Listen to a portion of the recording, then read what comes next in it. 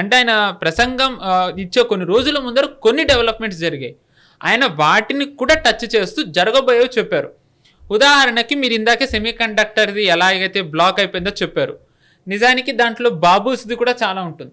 ప్రధానమంత్రి గారికి ఈ బాబూస్ వ్యవస్థ ఏదైతే ఉందో దీన్ని మార్చాలనేది ఆయనకి చాలా ఉంటుంది.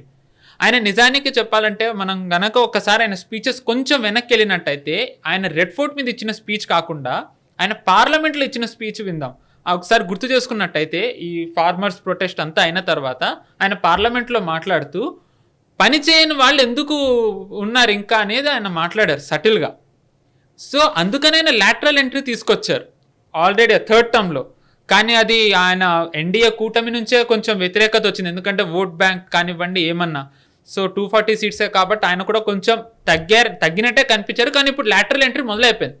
2 days బ్యాకే న్యూస్ వచ్చింది ఏంటి అంటే ఫార్మర్ అంటే గతంలో సీఈఓలుగా పనిచేసిన వాళ్ళు పెద్ద పెద్ద కంపెనీల వాళ్ళని హై లెవెల్లో తెస్తున్నారు లాటరల్ ఎంట్రీలో. అంటే మీరు ఏదైతే ఫైల్స్ 50 ఏళ్ల నుంచి 10 ఏళ్ల నుంచి అలా ఇరుక్కుపోయాయని అంటున్నారో దాంట్లో ఒక చిన్న మార్పు ఆయన అది తెస్తున్నారు.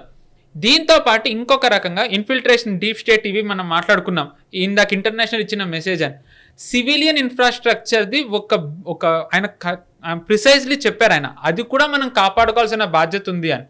ఎందుకంటే ఇప్పుడు మనం చూసుకున్నట్టయితే కనుక మనకు 2611 తెలిసిందే, అది రైల్వే స్టేషన్ కానివ్వండి వీటిని కూడా కాపాడుకోవడానికి ప్రభుత్వం కొన్ని చర్యలు తీసుకోబోతున్నట్టుగా మనకు తెలుస్తోంది. And at the same time ఆయన జిఎస్టీ రిఫార్మ్స్ గురించి కూడా మాట్లాడారు.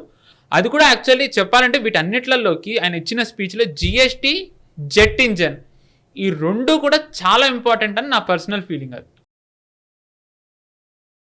ఈ వీడియో మీకు నచ్చినట్టయితే లైక్ చేయండి, 10 మందికి షేర్ చేయండి. అలాగే కామెంట్ల రూపంలో మీ అభిప్రాయాలను మాతో పంచుకోండి. Nationalist hub group of channels ను సబ్స్క్రైబ్ చేసుకుని తెలుగునాట జాతీయవాద జర్నలిజాన్ని ప్రోత్సహించండి. ఈ వీడియో కింద ఉన్న బెల్ ఐకాన్ పై క్లిక్ చేయడం మర్చిపోవద్దు.